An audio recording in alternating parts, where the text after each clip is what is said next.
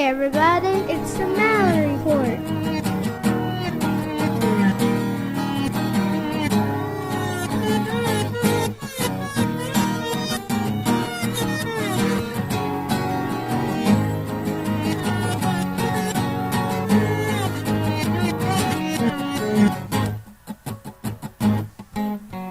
It's the Malliard Report.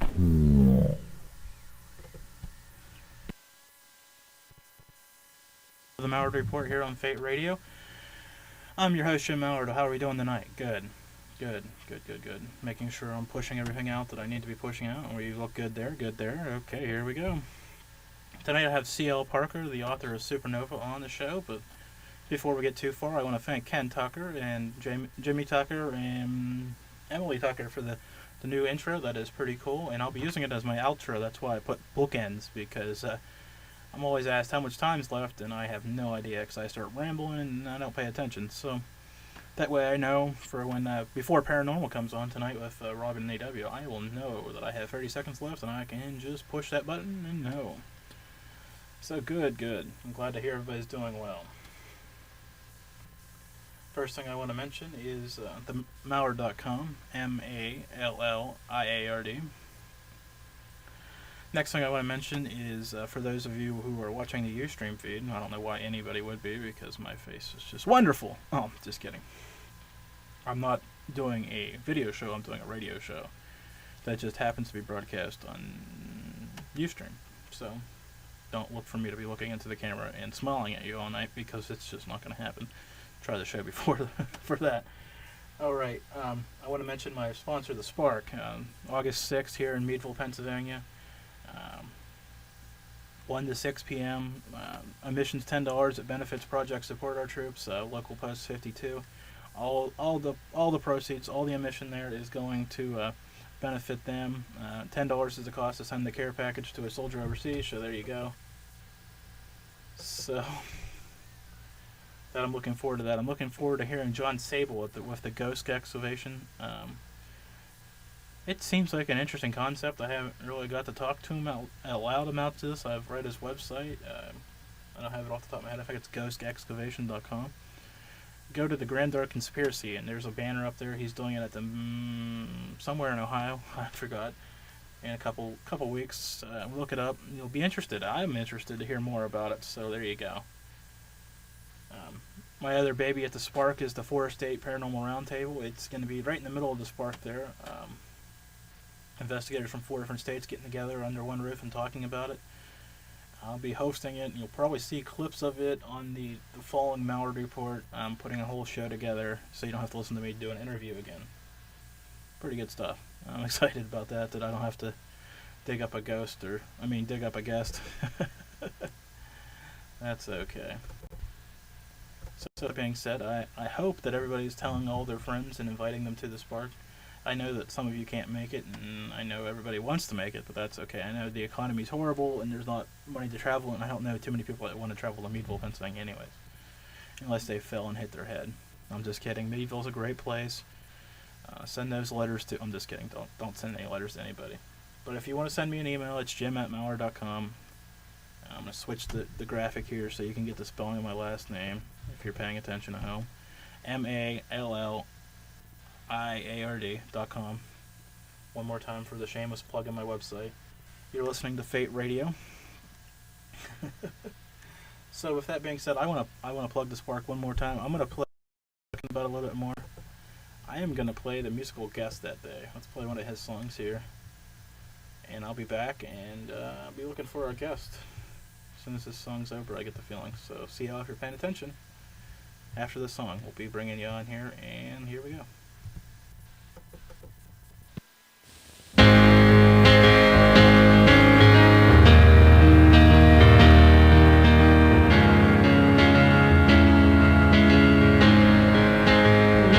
out and touch somebody.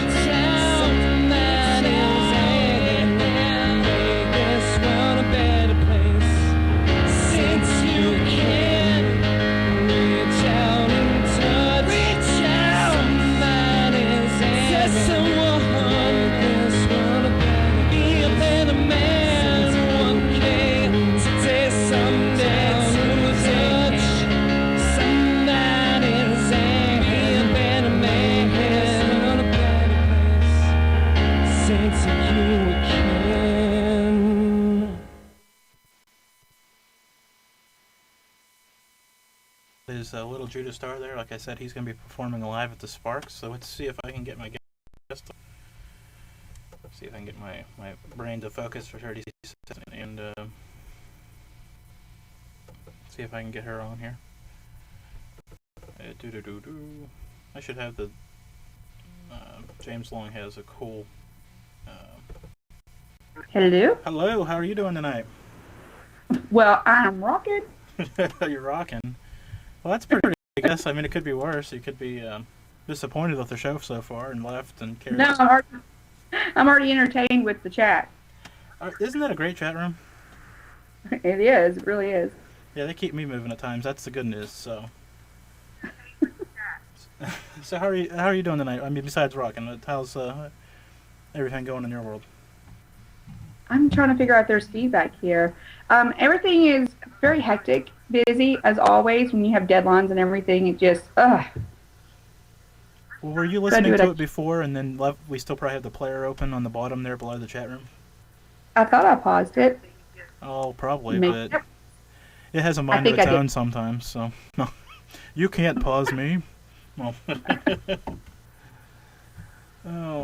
so let's start with Supernova. Where did that whole thing come from? Supernova? Yeah, where did that whole? I mean, I know it's part of a miniseries, but where did the original thought come from? I don't know that there was ever some grand life-changing moment that inspired me to write Supernova. I've often contemplated decisions I've made in my life and how different things might be if I just chose another road.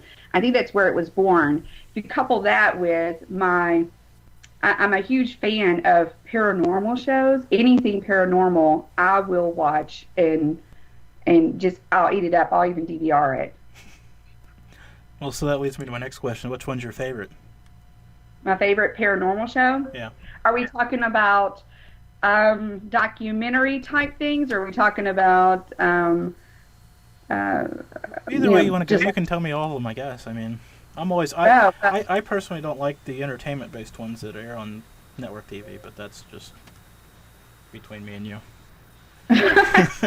I love all the ghost hunting shows. Love them.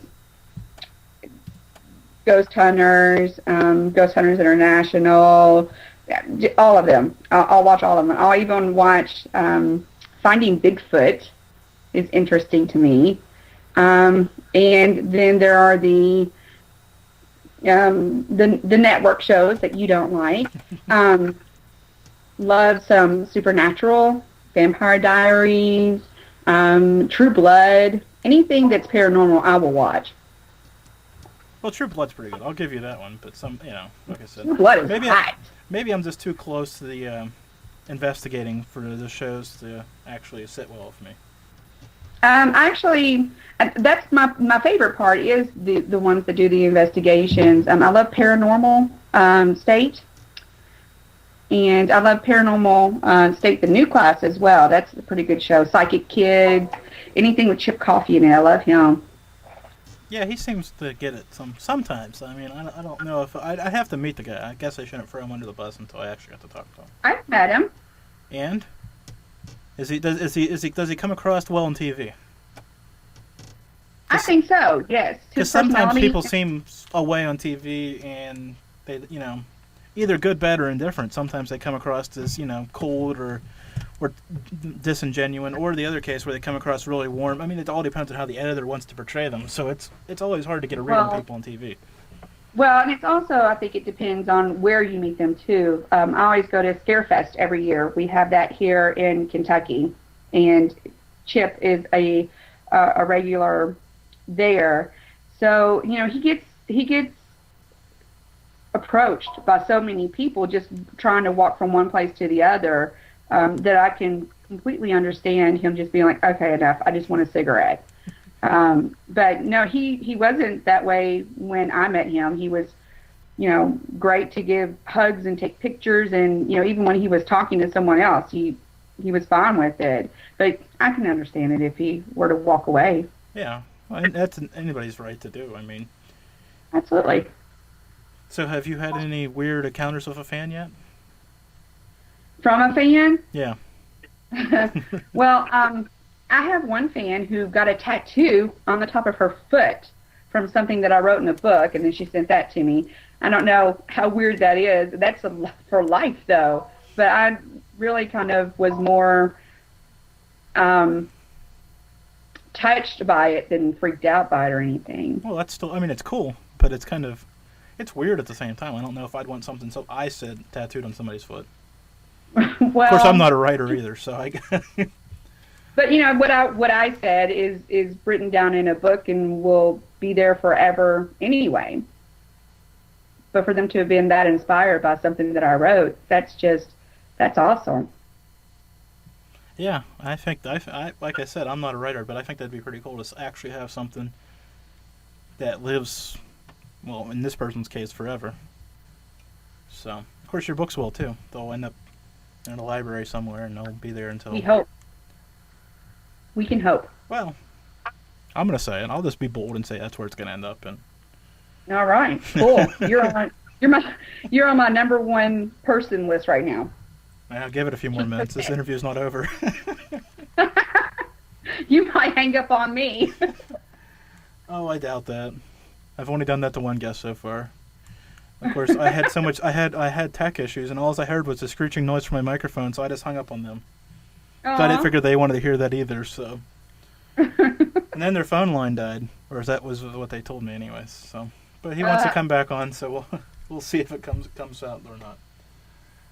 And is he into the paranormal and the ghost hunting? Yes. I actually I interact with or I speak with John Tenney. Do you know him? Actually, I've Twittered with him a couple different bunch of times, but I haven't actually communicated besides that with him. Well, he helps me out a lot on when I have paranormal questions, because there are a lot of things that people, they're not going to believe one way or the other. They think that it's all make believe anyway, and maybe possibly it is. But if I'm going to write it, then I want to be as close to what the paranormal experts, so to speak, believe to be true.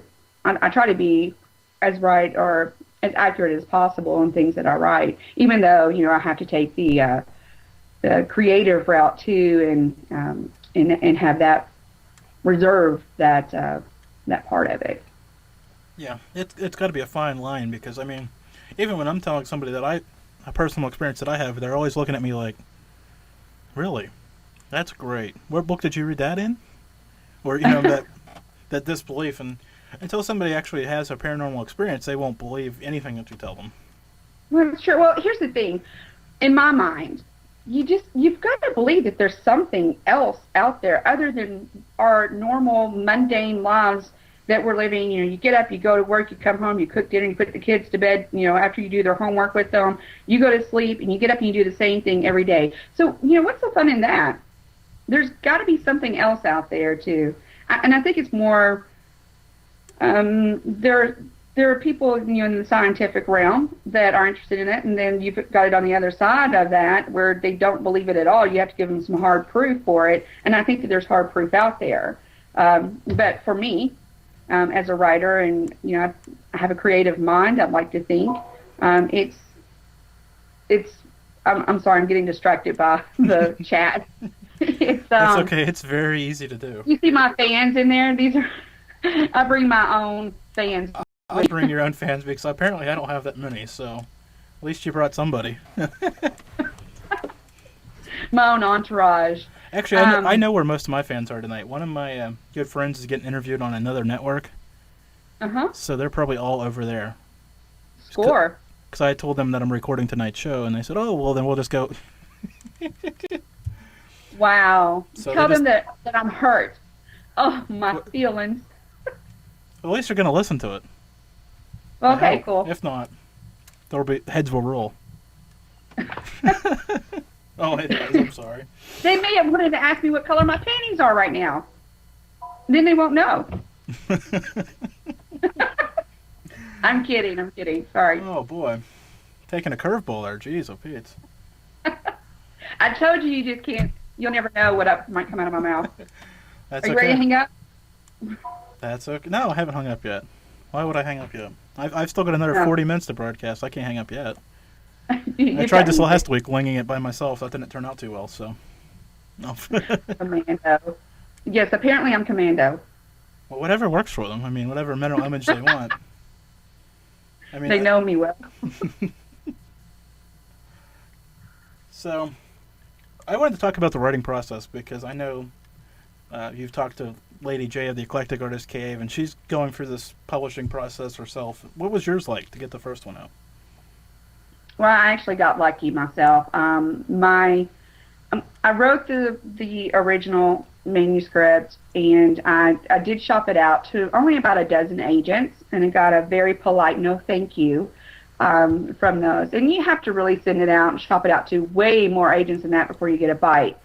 But, my publishing house actually approached me, and when they first did, they were very new, so I wasn't really sure how that was going to go, how they were going to do. I didn't want to publish with a fly-by-night place that was just going to go bankrupt within, a month or two after going live. So I kind of kept my eye on them, and when, a little while later, I went back and checked them out, and they were seemed to be doing rather well. So I threw my name back in the hat, and they were still interested. And there you go. That's history. Well, isn't that how it happens, though, sometimes? It is. I mean, you either get lucky. Like, I went to the RWA conference, which is the Romance Writers of America conference in New York City, just at the end of June. Right. And there were writers there, authors there, and, I would overhear their conversations, and there are some that were like, oh my gosh, I've been trying to get this published for 5 years. And another lady would come in and she'd say, well, I've got you on that. I've been trying for 8 years. And I could not believe another woman came in and said 15 years. And I was like, geez, I don't know if I'd have it in me. I was going to say, I don't know if I have the patience to wait that long. Right. I mean, if you believe in your story, that it's that good, then I suppose you could hang on to it. But I'm an impatient person by nature. And it's like I want it all right away. And I've had to curve that down and realize that it takes time because people don't know me. I am brand new to the literary world. They don't know me. They don't know my writing. They have no reason to buy my book. So it just takes, getting the book in people's hands, letting them read it, letting them fall in love with the characters like I have, hopefully, and then talking to their friends, fellow, other readers about it, and spreading the word. And that's just how it's going to go. And I've got to hold my horses and just wait for it. It'll happen. That's the hard way, but it's the best way to go. I'm confident. Well, you should be. Most of the time. I don't know. Sometimes I have to have intervention from my friends. I get a 3-way phone call going, stop this right now. So what did you do before you started writing? I mean, where's the backstory from that? Where did you start before? What were you having a great time asking this question. How did I get into the writing? Yeah, what made you decide to just drop from what you were doing before and say, I want to be a writer? Nothing really. I am a fan fiction writer, and that started because I was reading, and I told Lady J the same thing. You're gonna laugh, but I was reading the Twilight Saga, and the Twilight Saga kind of did this whole fade to black thing, and I wasn't happy at all about it because we really got shortchanged on the whole letting Edward and Bella get it on. So I was sad when the books ended. So I went in search of more, and I just happened upon fan fiction, and I started reading these stories, and they were like my crack because they really fed that need for me to get more. But as I'm reading them, I keep thinking, because of course they're authors, and there's some really great talent out there in the whole fan fiction world. But I still found myself, because I'm a control freak, trying to take the stories in different directions and thinking, oh, she should have done that, or she should have done it this way. And then I just started writing what I wanted to see. And it just kind of snowballed from there. Fan fiction is a really great platform to use to hone your writing skills. So a lot of people look down on fan fiction authors. I don't see anything. Well, I'm just going to jump in here. I guess the people that probably do are the people that think they're really good and don't want other people getting out there and getting exposure. Oh, you're talking about the people who look down on fan fiction authors? Yeah. Are really good? Yeah, or think they're really good. Well, maybe. Well, I'll say just from reading and doing a lot of researching before I actually did start approaching agents, I think that happens a lot because there have been some fan fiction authors who have a really huge following. So when they do try to go into publishing, they kind of have this air about them that they're the best thing there ever was because they've got this following. And when you're brand new to the legitimate, I'll say that with quotations around it, literary world, you just can't go in there with that attitude. Yeah, you're nobody. You're still starting on the bottom. Exactly. You're nobody. So this is Supernova is the first book of the series. So how's the second one coming in? When's it coming out, or have you finished it yet, or where's that at? Well, Cataclysm is the second book. It is due out December 1st, and I am almost done writing it. From my pre-reader standpoint, I hear that it's much better than Supernova. It actually answers a lot of questions that I never even thought to ask while writing Supernova. They're just things, these characters, they show me things. And even while I'm writing, I'll go, oh, I did not even know that. And it just kind of plays out by itself. But there's a lot more paranormal aspect to Cataclysm, a whole lot more smexin. They're hot. And there's nothing wrong with that. No, there's just more drama and a lot of things that are really going to pull at emotional strings. I think, and not just talking about the whole sappy emotional part of it, but the anger and the love and the just wanting to grab Dominic up and just give him a big fat hug and maybe a little bit of something else. But it's coming along good, I think. All right. Well, I probably should do this. You're listening to the Malliard Report on Fate Radio. It is about halfway through, so we're doing pretty good tonight. I'm interviewing C.L. Parker, the author of Supernova. Where can I didn't even ask this yet. I'm a failure as a host. I know you're... Oh, goodness, I don't even have that up either. cl-parker.com? Yes, cl-parker.com. Okay, and where can we get your Supernova at? Is that the book itself? Yeah. Is that Amazon and all this stuff? It's available in paperback and ebook. You can order it directly from the publishing house's website, which is thewriterscoffeeshop.com/publishing house. Or you can order the ebook from Amazon.com or Lulu.com, or you can go straight to my website, and there are links for all of those there. It's actually cheaper from my publishing house's website. Well, there you go. That's good to know. And just so that everyone knows, if you don't care for me to throw in this little tidbit, I'm actually running a contest on my website now. I was gonna say I have that wrote down on my notes over here, but go ahead. Do you want me to say it, or do you want to do the honors? Go ahead and say it, because it's your contest. Because all I was so well prepared for this interview, I have contests wrote down on my notes. Oh, okay. The contest is for a free paperback personalized autographed copy of Supernova, along with, some little tidbits that we've thrown in. Of course, there's the bookmark, and we have buttons that have been made for the saga. And to win that, you just need to follow me on Facebook at the CL Parker, on Twitter at the CL Parker, that's the THE CL Parker, and on Goodreads. In addition to that, for each one of those that you're following, you get 1 point. For each one of those accounts that you use the cover of Supernova as your profile picture, you will get 2 points.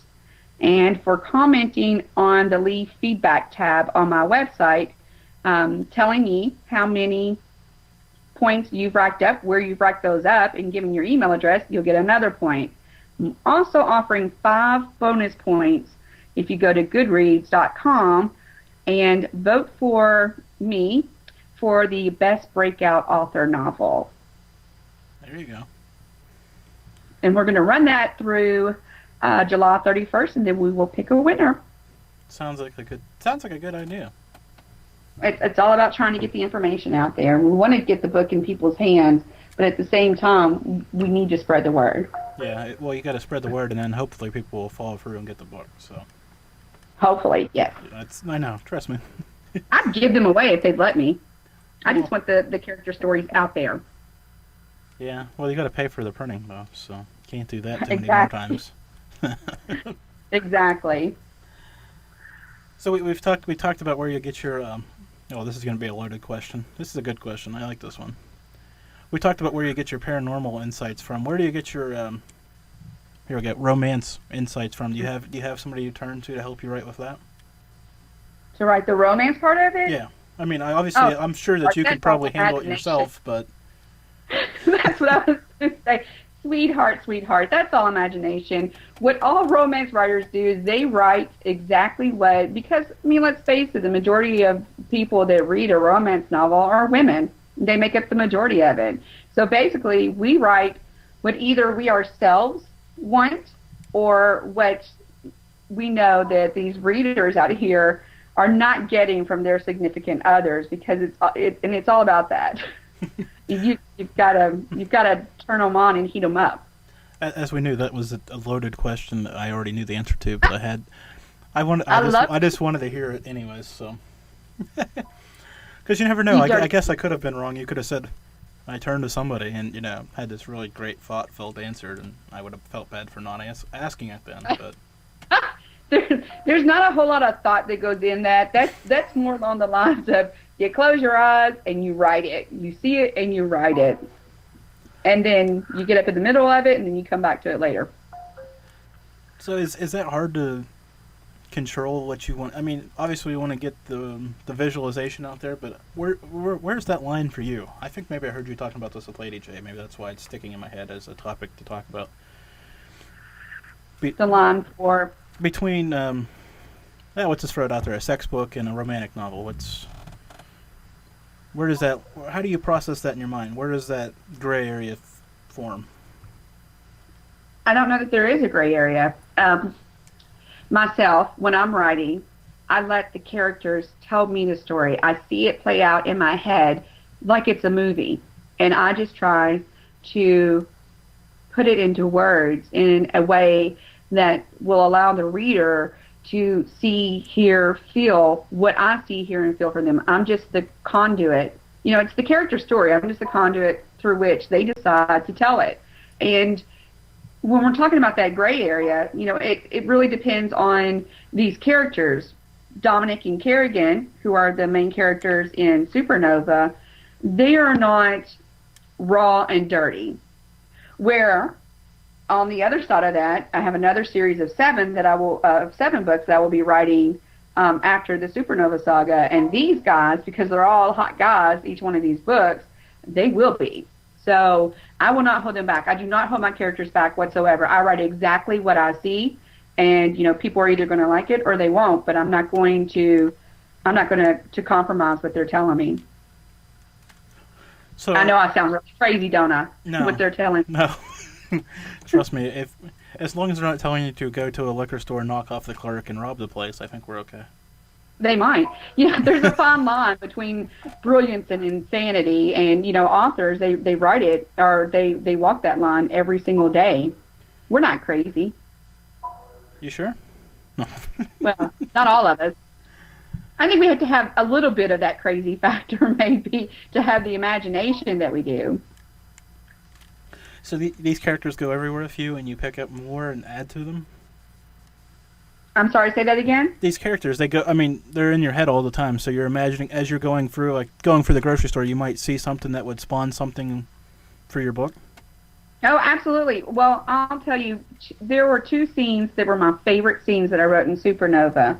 One of them came to me as I was falling asleep, and I was damn near asleep, and I saw this whole scene, and I had to get up and write it. There's another scene that I was in the shower and this scene just popped into my head. I got out dripping wet, didn't even bother with a towel, and I had to go and write down the notes for it because if I don't, I'm going to forget it. I have to have that same mood again, and the chances of having that exact same mood again are slim to none. I mean, there have been chances I've been driving to work, or chances. There have been instances when I've been driving to work, and I've got to pull over and write in my notebook or speed all the way to work so that I can get it written down. They're talking about Gabe. Where did the idea for Gabe come from? Gabe just is. He is a sassy, prissy little bitch, and he just doesn't care what anybody thinks about him. He says and does whatever he wants, and there's no holding him back. So the character that you'd like to be? Is that what I'm hearing? Gabe is my gay character. He's gay, very flamboyantly so. He's my gay BFF that I've always wanted. Yes, he's a diva. Well, it's okay. Once in a while, you gotta mix it up and be accepting of all types of people. So. Right. So I'm gonna ask a semi-special question here. Do you actually write or do you just type it out? The books. I mean, I know you talk about writing out. You type it out. Yeah, I don't do longhand. I have to type it all out. I mean, I might jot down some notes. But for them, if I'm in a place where I can do it, I'm typing those notes out too. I've got so many Word docs right now with just all kinds of things typed out on it, notes typed out on them. But no, I type everything. I would give up if I had to write it by hand. Because I was talking to somebody that they actually write it out wronghand, and then because they do that whole editing thing, so they do it from the handwritten notes into the notebook for the first time, and it's like. If I had to type my handwritten notes or my handwritten story, I'd probably shoot myself because I don't like my writing that much. I don't like my writing either. It's just faster for me to type it. I type faster than I write. And plus, you don't have to worry about going back through and going, is that an A or an 8? No. Right, or doing the whole strike-through thing and rewording, and then it just gets to be a big jumbled mess. I love my ability to be able to delete, copy, paste. I love to be able to do that. That just makes it... a lot smoother for me. Yeah, I imagine so. All right. As my mind just stops working, that's always a good time to have that happen. So where did the original interest in the paranormal come from? I'm sorry? Where did the interest in the paranormal come from besides the shows? Did you have something happen there? Did you have an experience? No, I've never had an experience. Of any kind. I'm very much fascinated in what else is out there. I mean, you're told all these things that are fact, and then you're told all these things that are fiction, and then in my mind, and I think that that's just each person, and maybe that's where I might be a little bit crazy, or whatever. But the things start to mesh together, and like I said, it's always in search of. There's got to be something more out there than this life that I'm living now. Yeah, when I started thinking about things, oh God, I hope there's no little kids listening. If there is, plug their ears, please, plug the kids' ears for about a minute and a half when we talk about this, because you're led to believe there's a Santa Claus, and then you find out when you're older there isn't such a thing. So, right, with that same thought, you hear all the time, well, I have monsters in my closet. Well, no, there isn't. Well. You've been lying about the other things, so what makes you think that, as you start reflecting on things that you've grown up believing your whole life, right? It's like, maybe there is. Maybe there is something we're missing, or I don't know. The thing is, there's so much evidence that's already caught out there. How could all of that be wrong? So there's just like this big mass conspiracy of people who are just faking all this? I don't think so. My father, the man who raised me anyway, God rest his soul because he's not with us any longer, but he had experiences, and he told me about it, and he was a God-fearing man, and no way am I ever going to believe that he lied about his own experiences. No, it's hard when somebody tells you stuff and it's like, oh, and then you think about it and you start believing it, and Oh boy, I'm getting lambasted in the chat room now because I see that. I just killed Santa Claus again. Oh. My son. My inbox is going to explode too. My son, who is 6, he does not believe in Santa Claus, but he does believe in the Easter Bunny. Go figure. Well, the Easter Bunny is easier, isn't it? Just brings a basket of candy for you. Well, and that's the weird thing. I'm like, okay, you really think that there's a giant bunny out there, but you won't believe that there's a fat man that brings you presents. Okay. Texan wants to know about Colton. What do you want to know about Colton? I was going to say, I don't. It's an interesting question. Is that a character from one of your books? Yes. Colton is Dominic's, my hero's brother, and he comes in right at the very end. So I'm trying to make sure that I don't give away too much, so that's why I'm trying to find out what they want to know about Colton. Well, they want to know the whole story to ruin the book for them. Just go ahead and say that he falls off a bridge in the next book, and it'll be okay. Oh, wait, we can't kill your characters off live on air, can we? Well, no, let's not do that. I mean, I would have a riot on my hands. That's okay. So you're just working on this one project now? Because I know you said that you're going to work on a book that has a series that has 7 books. Good grief! I'm being an awesome host tonight. Jeez, Pete. So you're just working on this series right now? You want to focus in on that and not put too many irons in the fires? I have deadlines, of course. So I have to, and I'm really, really, really trying to meet my deadline right now. But while I'm doing that, I can't help other stories that I see in my head, so I have to write those notes down too, which is where the series of 7 will come into play. And I don't want to give too much away for that, and a lot of writers won't, especially if they haven't started it. Oh, yeah. I totally get that, because if you never write it, then I can't say, well, whatever happened to you making peanut butter and jelly in that 7-book series? Right, exactly. Well, but there's not only that. There are, and it's, I think writers kind of want to keep that to themselves until they have it developed, because in the paranormal romance genre, there is not a lot of originality. So when you come up with a new concept, you don't want to share that for fear that somebody else who's not working on deadlines for 2 other books will run out and write that. Yeah, I can imagine. So I totally follow that. So. Texan wants to know anything that I'm willing to tell about Colton. Okay. Colton is just as hot as his brother. I'm going to say that. Go out on a limb and say that. He is being visited by their evil bastard of a father, Drake, in his dreams, and it's having an effect on him. There's so much that you're going to learn about Colton in Cataclysm, but I'm afraid that if I say anything more than that right now, I'm going to give things away. So I have to say keep reading on his front. Sorry. I don't want to ruin anything for you. Yeah, it's got to be a fine line. And I know you were talking about your deadlines, and I know when we were booking the interview that we were talking about events that you're running to and all this other stuff. That doesn't probably help you any trying to get done with the deadlines, does it? Well, you've got to do the promotional thing. If you don't do the promotional thing, no one's going to read the first book, so they're not going to give a rat's ass about the second book. Right. So, you have to be available to be able to do the promotional thing. It's balancing. I'm constantly going.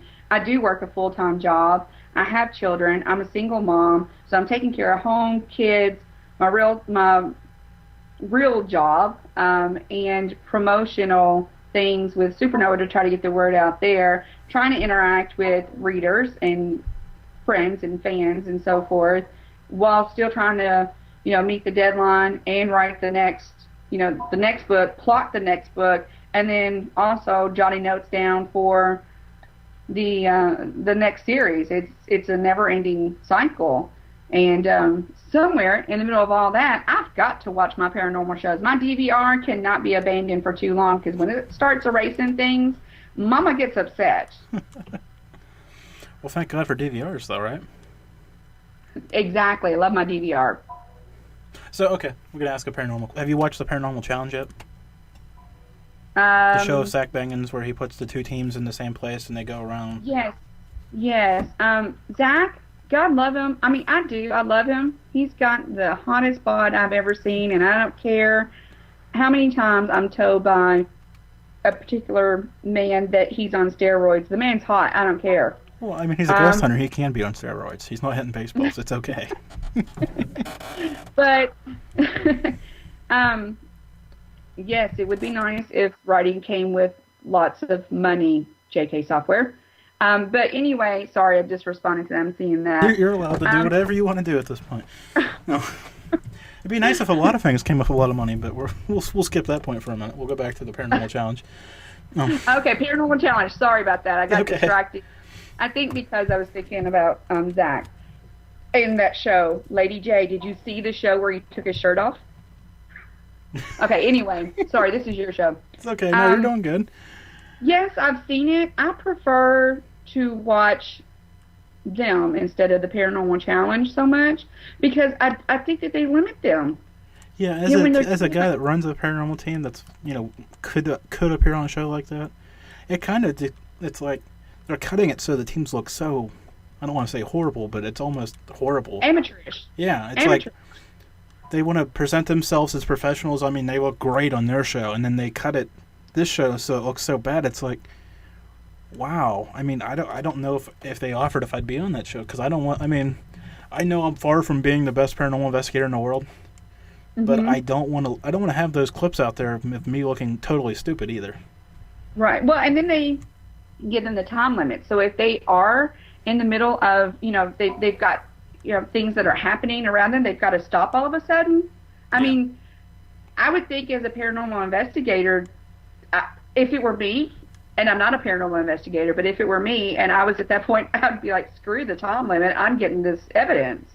See, if my idea is give them the full night, just pick them up, meet them at the airport and take them to somewhere and just drop them off and let them investigate and then go back and do the research or, tell them ahead of time, let them do the research, give them a day or something to do the research. Let them do the research. Let them find out what they can find out about the place. Let them investigate with their own equipment, not fancy equipment they have never investigated with. I would be totally scared of some of that equipment that I haven't used before. Exactly. And let them review it and then bring it back and say, okay, so you got this unit and that unit. You can put your static IR cams up and watch them do it. I mean, that's not a problem. Right. Where are you based out of? Western Pennsylvania. North of Pittsburgh. What is it? South of Buffalo. East of Cleveland. I would love to go on a ghost hunt sometime myself. I'm a big chicken, but I would love to do it just to say that I did it. And you're from Louisville area, Kentucky, down that way, right? Mm-hmm. I know. Okay. We've got Waverly Hills. Okay. Well, we'll get this. We'll see what I can get together. I don't know. I haven't been down that way, but yeah, we'll. I didn't mean that, but yay! There's I know there's a couple. Some other people down that way want me to come down that way anyway, so we'll. Have show will travel, I guess is my motto. I guess it's getting to be so. I know. You'll have to call me or something if you do come in, so we can get it set up. Yeah, I'll let you know as soon as I get start figuring things out. So. I'll just hang in the back, but someone has to be behind me to watch my back so nothing sneaks up on me, so that way I don't get in the way. I had an investigator like that wanted somebody to always watch their back. I said, "What happens if you stop short and they run into you and then they spook you to death because you?" They're like, "That won't happen." I'm like, "Well, they're not watching where you're walking because they're looking the other way." Right. JK Software says there's a big hunt at Bobby Mackey's. Oh my gosh, Bobby Mackey's. I would not Bobby Mackey's. And why is that? I have a fear of the demonic, of something just attaching to me and me bringing it home with me. That's the one thing that if I'm watching, let's say a movie, I can watch scary movies, but ones about demonic possession, they freak me. I almost said a really bad word there. They freak me out. Period. It's okay. You're a guest. You're allowed to say that word. I may not be able to, but you can. They freak me the fuck out. There you go. And I'm terrified of that because I maybe it's my upbringing and I was in church all the time when I was younger or whatever, but that is definitely real, and that's not something that that I want to bring home to me, that I want to introduce to my children or anything like that. So I am afraid of anything that has a demonic possession attached to it. Yeah, I don't know if I'd want to go there either, but I just think it's over-investigated personally, but that's a whole other can of worms for another show. It probably is at this point. Waverly Hills is probably the same. Yeah, you start saying, you know, what was that movie where they said it? You say his name 3 times, he'll appear. You know, Candyman? Yeah. Well, if you keep saying evil spirits over and over again in a place, what are you going to get? Right, exactly. Exactly. All right, so let's make sure we get this in all one more time here. cl-parker.com, right? Yes. I wrote that down, and then I can't... See, I told you, I wrote that down and can't read my writing. Well, see, now I'm going to have to spell it for them because it kind of gets a little gerbled. Okay. And it's Parker with a P as in Paul, not the Barker. Barker. Oh, okay. My bad. They'll find you. No, I don't think you said it that way. It's just when you're over the airwave, it kind of gets lost. That's okay. They'll find you. You write Supernova, type it in Google. I'm sure it'll come up somewhere on there. You'd be surprised if it comes up. There's another Supernova saga out there, actually. Uh-oh. We knew nothing about it until it was published. That's She's okay. not published yet, but well, there you there go. is a... So, and the book is Supernova, and it's on Amazon, and basically get it off her website or her publisher's website. I'm sure that's linked on your website. Mm-hmm. Correct? Okay. Absolutely. And if you follow me on Facebook, I'm constantly posting links on there, too. Yeah, there's a good place to follow people, too, Facebook. Have you got the Google Plus yet? No. Oh, What's wow. the Google Plus? It's their new social networking thing. I got an invite last night. I'm not impressed yet, so...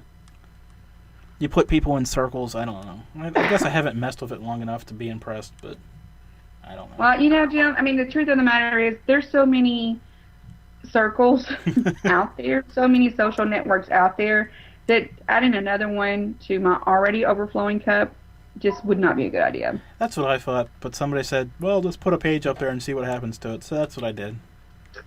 That way, they said when Facebook or Twitter crashes, you can, you know, people stop using it, at least you'll have a profile over there that you can log into. I'm like, that's not going to happen. People aren't going to leave Facebook. Exactly. Facebook and Twitter is going to crash? I don't think so. I mean, Twitter has become more spam-filled, but it isn't going to crash, so... And Facebook, too. Sure. Facebook has been so buggy for so long, and nobody's left now. Why would people start now? That's true. I'm a Twitter whore. Love Twitter. I noticed you followed me. That's pretty cool. I followed you back. I like to see what everyone's doing, and it's such a quick way to say what you've got going on, to post links and so forth. So I love it, and then you can get on there and interact with people that are just on there. And then Facebook, I was not really a big fan of Facebook until, well, they told me I should be. So, you know, I've gotten pretty addicted to that as well now. Yeah, Facebook. I have to close those sites down if I'm going to get any writing done. Yeah, I know the feeling. Because every time I go to, you know, just leave it up, just to have it up, somebody pops up and says, hey, did you do this or that? And I'm like, what do you think I'm trying to work on now? Right. Well, you don't have it done yet? No, unfortunately I don't. I have 2 kids screaming around the house. I'm lucky to have any sane thought left to do anything, so quit bugging me so I can try to get it done. Right. Trust me. I feel your pain, brother. So, okay, here's another fun writing question. Do you have a set time to write every day? Because I know you said you were super busy, so do you schedule it, or do you just drop the hat and go with it when it comes to you? I get it in where I can fit it in. And there's nothing, that's what she said. But anyway. I was wondering when you're going to bring that up. There's nothing saying that when I actually, what's frustrating to me is when I have an empty house, which is rarely ever, and I was going to say, that happens? I'm going to get some major writing done today, and then the words just won't flow. That whole writer's block comes up. If they're not talking to you, the characters I'm talking about, if they don't talk to you, they don't talk to you. There's nothing you can do but move on and try to go do something else. You know, maybe work on developing the next series or, looking for that perfect picture for that character that just fits so well, or then you get on the social networks and you try to do a little bit of promoting there or what have you. We are such pervs, Shama. Yes, we are. Why are we? Because we can be. That's right. You've got to be. What's wrong with it? I mean, laughing and carrying on with it is one thing. I mean, obviously, if you're being a woman of the night, there's a whole other problem. But being a little dirty here and there isn't a problem. Did I word that correctly? Did I offend anybody? I didn't put any names in there, did I?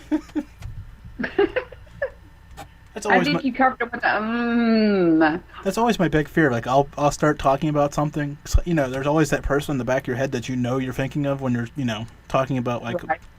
a person like that, and you're just going to say it out loud. Right. It's always my big fear. And then, here we are, we're on live. Yeah, so there's no taking that back. And it's being recorded. And sometimes you get, for me, anyway, you get so relaxed with the person that you're talking to that you forget that that's an interview. Like, I had an interview with another website, Pop Culture Junkie, and they were doing a live, not a live podcast, they were recording a podcast, and I was so drunk on Patron while I'm doing this podcast and getting drunk with them, and I start talking about anal and froggy style. So probably not the best thing that you want broadcasted. But yes, I went there with it. That's the pervy romance writer in me. I can't help it. So that podcast probably is the most downloaded one ever. Or if not, it will be now that you mentioned it on my show. No. No, they did cut it. They did cut some of the stuff. So Oh. I was so drunk that it just wasn't even making sense. They laughed a lot. They were like, tell us about that. How do you do that? And I'm drunk, knowing that they can't see me. And I'm over here trying to show them, but they can't see me. It was something else. All right. Well, wow. That's an interesting thought to leave the interview with. So let's not do that yet. Let's play something else out there. Read her book. There we go. Maybe that'll... All right. Well, it is that time where I have to almost get off here. I'm going to play my outro. And thank you for coming on. And we'll have to do it again when the next book comes out. Maybe I'll have read the next one or the first one or something by then. You'll probably delete me off all of your social networking. No, I will not. Trust me, if anybody's deleting me, it's going to be you, so don't worry. No, it won't happen. All right. Well, thanks for coming on, and I'll get you. You're probably going to be in the chat room for a couple minutes, so I'll talk to you there. All right, great. Thank you. Well, thank you. And that was Cecilia, the author of Supernova. Go buy her book. It seems awesome. If not, she's awesome, so don't worry about it. Just buy it. You know why I can say that? Because I can. So with that being said, I am going to shut up, and you're listening to the Malliard Report on Fate Radio for a few more seconds. I hope everybody visits my website, Malliard.com, Mallird. Look me up on Facebook and all that fun stuff. Here we go. Hey everybody, it's the Malliard Report.